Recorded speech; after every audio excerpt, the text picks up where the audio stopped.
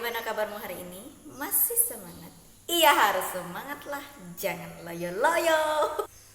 Oke, hari ini kita akan melanjutkan pelajaran kita lagi, yaitu tentang Allah memberkati pemimpin Israel. Raja dari bangsa Israel yang paling terkenal itu adalah Samuel, Saul, dan juga Daud. Nah, bagaimana kisah kepemimpinan tiga raja ini akan kita pelajari. Tetapi sebelum belajar lebih jauh lagi, kita berdoa dulu.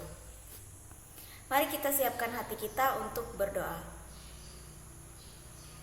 Dalam nama Bapa, dalam nama Putra, dan dalam Roh Kudus. Amin. Amin. Allah yang Maha Baik, terima kasih atas segala berkat dan rahmat-Mu dalam kehidupan kami. Kini kami ingin belajar bagaimana menjadi seorang pemimpin bagi diri kami sendiri, dalam keluarga kami maupun dalam pergaulan kami. Sebab Engkaulah Tuhan kami, kini dan sepanjang segala masa. Amin. Dalam nama Bapa, dalam nama Putra, dan dalam Roh Kudus. Amin. Amin. Seorang pemimpin itu dikenal juga sebagai seorang raja. Seorang raja tidak hanya menguasai, tetapi ia juga menjadi pemimpin, menjadi pemersatu, menjadi orang yang paling utama di negeri itu. Karena dengan pemerintahannya lah suatu bangsa itu bisa makmur atau sejahtera, atau mungkin juga runtuh. Nah, dalam kisah sejarah perjanjian lama yang paling terkenal adalah tiga raja, yaitu Samuel, Saul, dan Daud. Pada awalnya bangsa Israel ini tidak mempunyai raja, tetapi hanya punya imam agung yang bernama Eli. Nah, suatu hari ada seorang ibu yang bernama Hana, yang dulunya ia adalah mandul, tetapi ia meminta kepada Allah untuk mengaruniakan ia seorang putra. Nah, ia berjanji kepada Allah ketika ia diberikan putra, maka ia mempersembahkan putranya itu untuk Allah. Nah, ketika berumur 3 tahun, si Samuel anaknya Hana tadi itu dipersembahkan ke gereja. Oke, abaikan suara latarnya karena itu hanya pemanis, bukan pemanis buatan ya. Kita lanjutkan lagi sampai di mana ya?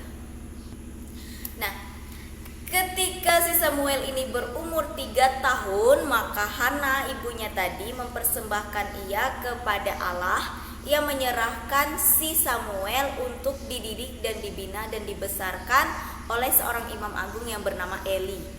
Nah, bangsa Israel ini sangat menginginkan seorang raja supaya bisa memerintah mereka, supaya mereka bisa bersatu, supaya negeri mereka ini menjadi semakin maju dan sejahtera di bawah pemimpin satu orang raja. Nah, ketika itu berfirmanlah Allah kepada Eli supaya mengurapi si Samuel menjadi seorang raja.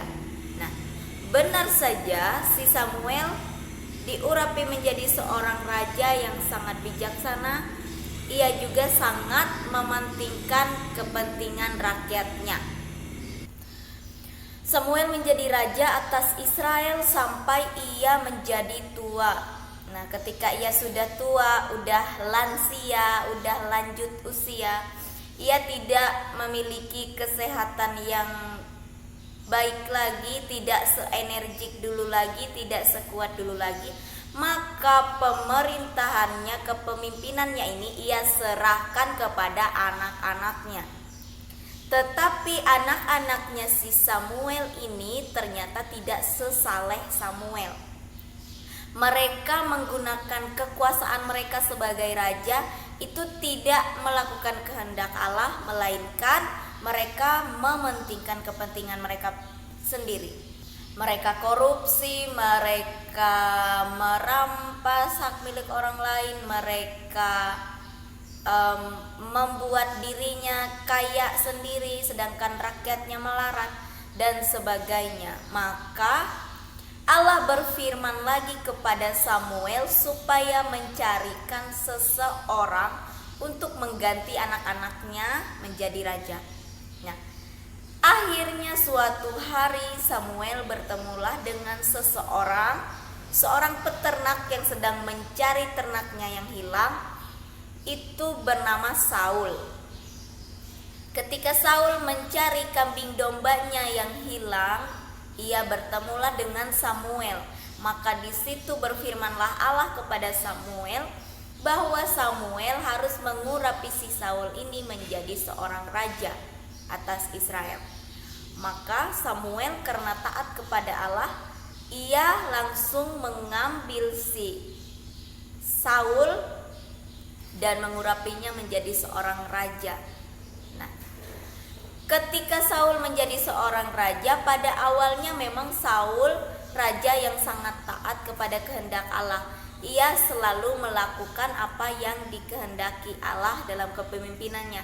Ia selalu mengutamakan kepentingan rakyatnya dan ia juga sangat memperhatikan kesejahteraan dan kemakmuran bangsa Israel. Tetapi suatu ketika Saul ini tidak setia lagi kepada Allah. Ia menjajah bangsa lain, salah satunya adalah bangsa Amalek. Ia merampas milik bangsa Amalek dan juga ternak-ternaknya. Nah, karena ia berbuat curang, karena ia merugikan bangsa lain untuk membangun bangsanya, karena ia merampas dari bangsa lain untuk mensejahterakan bangsanya, maka Allah murka terhadap Saul dan menurunkannya dari tahta kerajaan. Nah, ketika Saul turun tahta, maka Samuel menemukan seseorang yang bernama Daud. Daud ini adalah salah satu anak seseorang yang bernama Isai. Daud ini memiliki badan yang kecil, tetapi ia memiliki iman yang sangat besar terhadap Allah. Ia selalu mengandalkan Allah dalam kehidupannya. Oleh karena itu, suatu saat ia diminta untuk bertarung dengan seseorang yang memiliki badan yang besar dan kekar. Itu bernama Goliat. Goliat ini juga memiliki pedang yang sangat panjang. Selain badannya besar, memiliki pedang yang sangat panjang. Tetapi Daud karena ia mengandalkan Tuhan, hanya dengan ketapel saja Daud bisa mengalahkan si Goliat. Kemudian singkat cerita, diurapilah si Daud ini menjadi seorang raja. Ia memerintah selama hidupnya. Selama ia hidup, ia menjadi seorang raja. Daud ini memerintah dengan adil dan ia juga sangat mementingkan kesejahteraan dan kemakmuran rakyatnya. Ia sangat taat dan juga selalu melakukan kehendak Allah. Jadi, raja yang terakhir yang sangat terkenal selain Samuel yang sangat taat kepada Allah, juga Daud seorang yang terpilih dan sangat taat kepada kehendak Allah. Nah, dari kisah tadi kita bisa mengambil teladan sebagai seorang pemimpin, yaitu orang yang tidak egois, tidak mementingkan kepentingannya sendiri. Nah, raja kita yang sampai sekarang, raja di atas segala raja, yaitu Yesus Kristus. Yesus Kristus bahkan rela untuk menyerahkan nyawanya, rela mati di kayu salib untuk menebus dosa-dosa kita. Ia adalah raja yang sesungguhnya, raja di atas segala raja, raja yang memiliki kasih yang sangat besar kepada kita. Bahkan kita sendiri tidak mampu untuk mengasihi sesama kita seperti Yesus Kristus. Kita semua dituntut untuk menjadi seorang pemimpin, setidaknya pemimpin untuk diri kita sendiri. Bagaimana kita memimpin diri kita sendiri? Menjadi pemimpin atas diri sendiri, yaitu kita bisa melakukan kehendak Allah kepada sesama melalui apa yang bisa kita lakukan, melalui kemampuan kita, melalui kelebihan kita. Nah, di luar dari kekurangan kita masing-masing. Kita bisa membedakan apa yang baik dan apa yang tidak baik, apa yang berkenan dan tidak berkenan kepada Allah. Nah, untuk menjadi seorang pemimpin yang baik, mulai dari memimpin diri sendiri, kita harus mengandalkan Tuhan. Bisa kita lihat contohnya dari raja-raja tadi. Jika tidak mengandalkan Tuhan, maka kita akan hancur.